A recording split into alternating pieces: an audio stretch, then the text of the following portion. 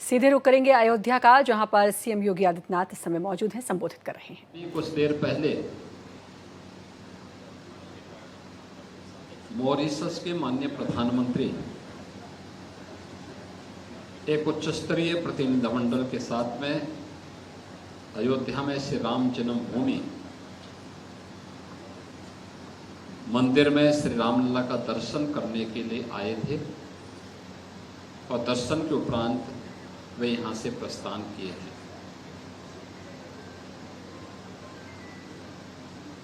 उनके द्वारा इस बारे में जानकारी ली जा रही थी कि कितने वर्षों के बाद अयोध्या में राम मंदिर का फिर से निर्माण हो पाया। मैंने उनको बताया कि लगभग 500 वर्ष लगे। 500 वर्षों तक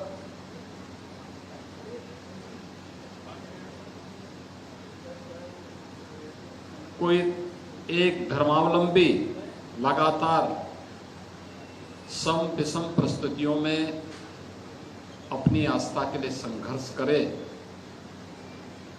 और अंततः विजयश्री प्राप्त करें। यह अयोध्या में आज रामलला के भव्य मंदिर और रामलला के मूर्ति प्राण प्रतिष्ठा कार्यक्रम के माध्यम से अयोध्या वासियों ने और सनातन धर्मावलंबियों ने करके दिखाया है। इतना बड़ा कार्य, लेकिन इस पूरे आंदोलन की नींव की पत्थर कौन थे?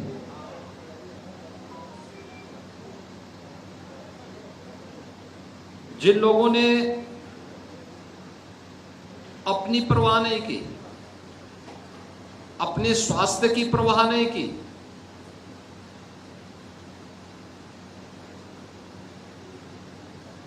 देश काल और परिस्थिति की सीमाओं का अतिक्रमण करते हुए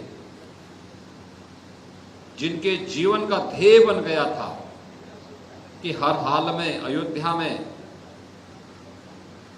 श्री राम मंदिर का निर्माण करना है, और जिनके हर स्वर में एक ही बात गूंजती थी, जिनका एक मंत्र बन चुका था कि रामलला हम आएंगे, मंदिर वहीं बनाएंगे। उन पूज्य संतों की साधना और संघर्ष का परिणाम आज अयोध्या में भव्य राम मंदिर के रूप में हम सबको देखने को प्राप्त हो रहा है। और उस पूज्य संतों की परंपरा में यहां पर मुझे लंबे समय तक गोरक्षपीठ के कार्यक्रमों में जो सानिध्य प्राप्त होता था, तो जगत गुरु रामानंदाचार्य पूज्य स्वामी हरि आचार्य जी महाराज का सानिध्य गोरक्षपीठ से जुड़े हुए प्रत्येक कार्यक्रम में मुझे हर वर्ष प्राप्त होता था। उनमें विद्वता थी, मूल्यों और आदर्शों के प्रति जूझने की सामर्थ्य थी। श्री राम जन्मभूमि के लिए एक जज्बा था, लेकिन उतनी ही सहजता और सरलता के साथ, बिना किसी प्रवाह के जगत गुरु के प्रतिष्ठित पद पर विराजमान होने के बावजूद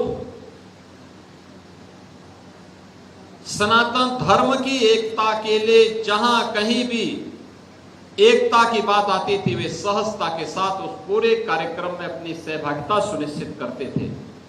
ऐसे पूज्य गुरुदेव जगत गुरु रामानंदाचार्य पूज्य आचार्य श्री हरि आचार्य जी महाराज की 17वीं पुण्यतिथि के कार्यक्रम में आज उनका पुण्य स्मरण करने और उनके से चरणों में नमन करने का एक सौभाग्य हम सबको प्राप्त हो रहा है। मैं इस अवसर पर पूज्य आचार्य के प्रति बड़ी विनम्रतापूर्ण तरीके से अपनी श्रद्धा सुमन अर्पित करते हुए उन्हें नमन करता हूं।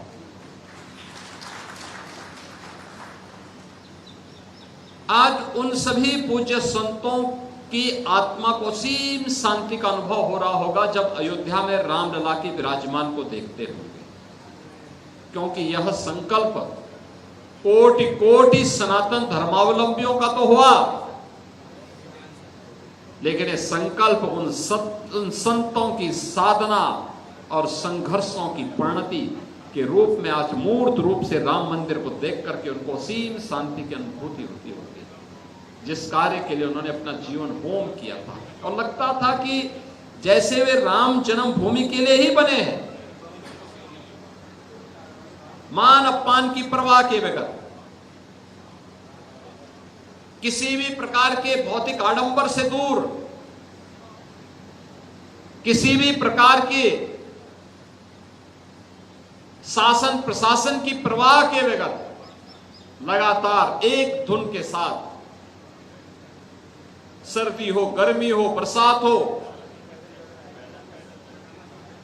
लू हो, अंधड़ हो, अतिवृष्टि हो, अनावृष्टि हो, पहाड़ हो, मैदान हो,